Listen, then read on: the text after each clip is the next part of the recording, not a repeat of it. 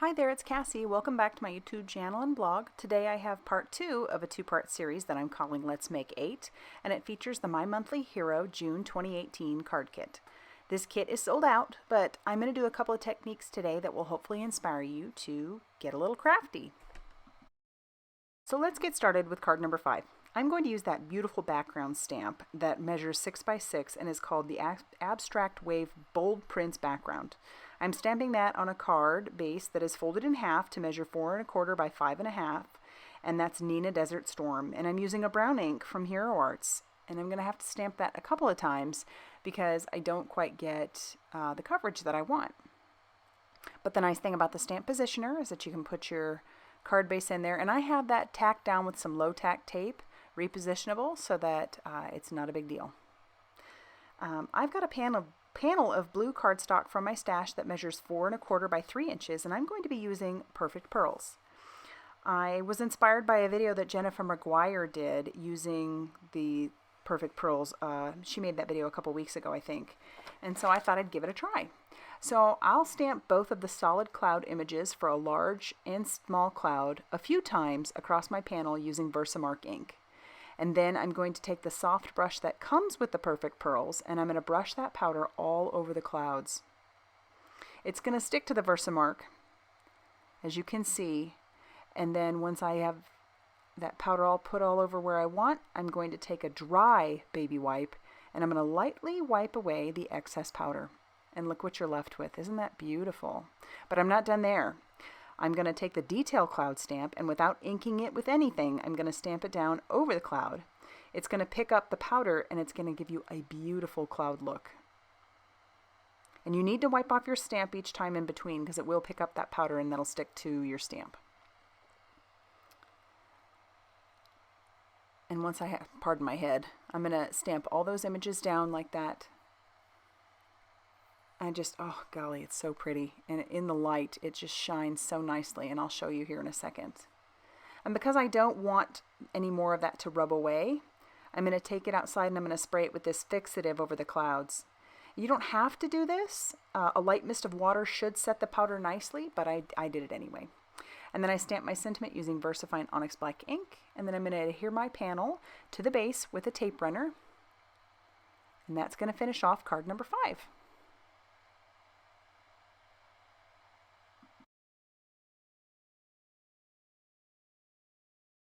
For card number 6, I'm going to use a different technique with ink smushing called Glazed Distress Oxides.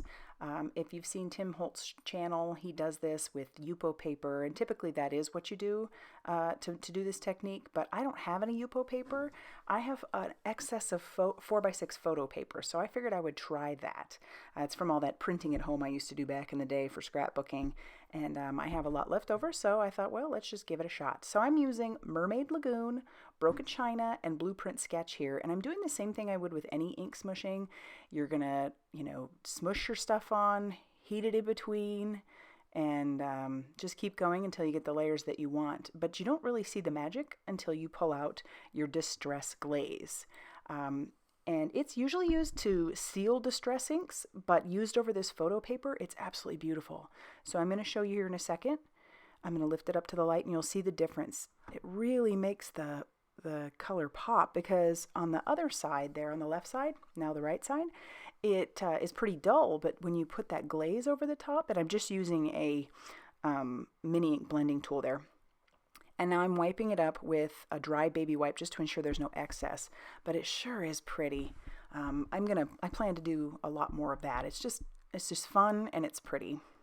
So now I have my Simon Says Stamp Fog card base. That's an A2, and I've trimmed my panel down to fit, and it's 4 inches by 5 1/2 inches. And then I trimmed a piece of Neenah White, which is 2 inches by 5 1/2 inches. And once I decided on my sentiment, I stamped that using the VersaFine Onyx Black ink. And there I've pulled out my Versamark inks, and I've stamped the footprints across the panel, coated those with the sand embossing powder, and then I've heat that until it's melted. Also off screen, I actually heat set some more along the sides. And now I'm just going to glue all of my panels down, and once all of that is set, that is going to finish off card number 6.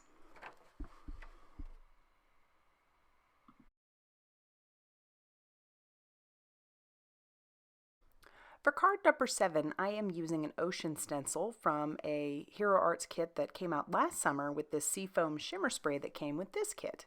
Because I'm not going to douse it, I'm just using Neenah white cardstock. With the spray on the outside of the stencil, I am actually going to just take that off the top and put it on top of another piece of cardstock. And I'll save that for another project. It's kind of, it seems like a little too much for me to want to waste, so it's a really pretty stencil either way. And look at that. Now I have another piece I can use on another card. So off screen, I am going to use my Simon Says Stamp Nesting Hearts die that I got in a haul video that you watched the other day, hopefully. And I'm going to go ahead and cover that whole panel with Versamark ink, and then I'm going to coat that with my embossing powder. And I did this in stages. So I did that first part, and then I heat set it just the way I had with the others. And then I did the Versamark again, kind of overlapping. And so I did it several times. I wanted this to be kind of thick, and so I go back over it. I want it to be a good variation. And then I lined up my heart sand panel over the top of my shimmer sprayed panel. And I decided to use some Brown Timber StazOn ink, which is a solvent ink that sticks to all kinds of surfaces. So I knew it would be okay over the top of my embossed panel. And then I decided I wanted my background to have a little bit more of a blue tint to it. So I ran my Soft Sky cube all over the panel of just like a cream panel. And here's where you can see where it's super dry. So unfortunately, I probably won't get to use this cube too much more. And so by doing that, I've got a pretty panel, and then I'm going to stick that back in my box, and I'm going to respray that panel because I know the shimmer will look so pretty over the top of that light blue. And then I did the same thing again with the top panel, put it over another piece, and I've got another card for later, or at least a start. And then I found some green shimmer cardstock in my stash, so I made a card base out of that, and then I adhered my spritzed piece down with some tape, with a tape runner, and then I adhered my sand panel with some foam tape. And for my elements, I've used the brown Hero Arts ink that I've been using, and I stamped out all my images, kind of got them all lined up because I wanted them to fit on that panel. And this ink pad's good and juicy. And so once I have those all stamped, I'm going to tape their coordinating dies over the top, and then I'll run those through my Sizzix Sidekick. And then I will cover those with foam tape, and I'll adhere those down to the card base. Except the little rock, I'll put that down with some liquid glue. But everything else that's overlapping that heart, I will stick those up with some foam tape. And once that's done, that's going to finish off card number 7. I really like the way that one turned out. I think that's kind of fun. It's different. For my 8th and final card, I wanted to go with more of a purple theme. I saw a beautiful image on Pinterest, and I wanted to kind of replicate it a little bit.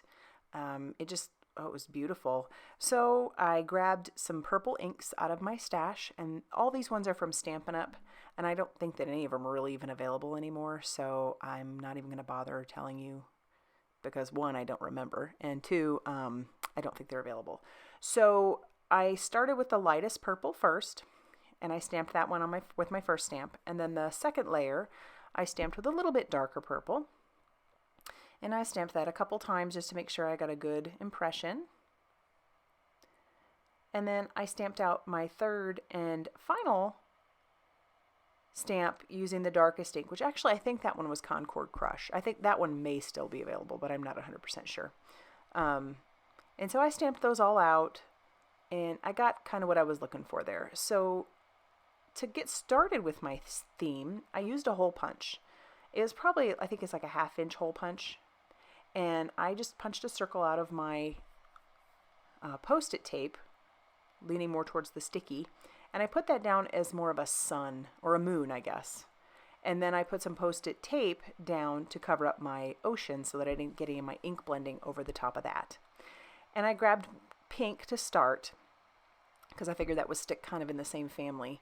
And it's actually the Fiesta Red that came in the kit a couple months ago. And then I grabbed a purple from one of the previous kits and just started sponging that, sticking that more towards the outside and the top. And just as my usual ink blending, I'm going to just continue to blend that out until I get a good smooth blend, going back and forth. And it always kind of, in my opinion, looks like a hot mess until you get to where you're done and you've got that aha moment of, this is what I was looking for. And this sunset was kind of like that. And I also knew I needed a little bit darker on the outer edge, at least for me. So I grabbed some Black Soot Distress Oxide because I couldn't find my blender for my actual Distress ink. And so I grabbed the Distress Oxide, and I liked the way that looked. I brought that down a little bit. And then I started stamping my images using VersaFine Onyx Black ink. And I stamped the rock and a couple of palm trees. And knew I wanted to put some clouds out there. But I wasn't 100% sure where I wanted them, so I was kind of just moving that around. And then decided that I wanted one over the moon, so I was going to have to take that Post-it tape off. Stamped that down, grabbed out one of the other cloud images, and stamped that one a few times as well. Wouldn't it be nice to be on a beach right now? Oh, could you imagine? I'm sure some of you are. Nope, I'm in the desert, so. Then I grabbed my sentiment, thinking of you, and I stamped that right in the center there. I've been keeping my cards fairly simple, I've noticed, at least for this kit. I want those backgrounds and the stamps themselves to really stand out. And I taped the panel down after I trimmed it down onto a white card base, and that's going to finish off my card. So let's take a look at the last 4 cards. I would love to hear which one is your favorite, as always. And if you haven't seen the first 4, go check that out. Check out my channel and hit like and subscribe. And thanks again for stopping by.